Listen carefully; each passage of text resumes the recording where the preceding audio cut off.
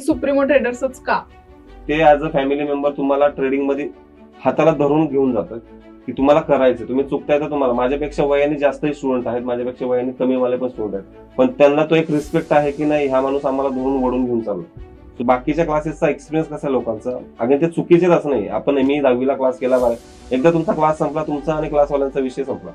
Supremo traders एक वैशिष्ट्य असं ना की तुम्ही 10 वर्षापूर्वीचे स्टुडंट असा 11व्या वर्षी परत आलात, मला शिकायचे सर, कुठलेही चार्जेस नाही घेतले जात. तुम्हाला तो सपोर्ट लाईफ टाईम सपोर्ट आहे.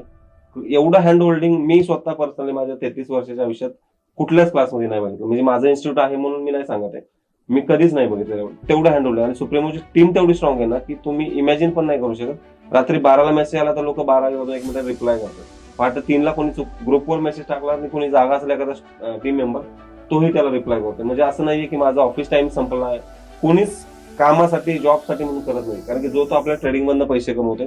हे करण्यामागचं रिझन काय, सगळेजण फायनान्शियली स्टेबल आहेत. तुम्ही जर फायनान्शियली स्टेबल असाल ना तर तुम्हाला, आपण म्हणतो ना एक समाजसेवा करायची, तर तेव्हाच इंटरेस्ट येतो जेव्हा मी फायनान्शियली स्टेबल आहे. बरोबर. तर माझंच महिन्याच्या शेवटी घर कसं चालवायचं हा प्रश्न आहे आणि मी समाजसेवा करायला चाललोय, तर त्या समाजसेवेत तुम्हाला इंटरेस्ट येणारच नाही. नाही. तर तेवढं हँडहोल्डिंग फक्त सुप्रीमो देतं, हे मी सांगू शकतो.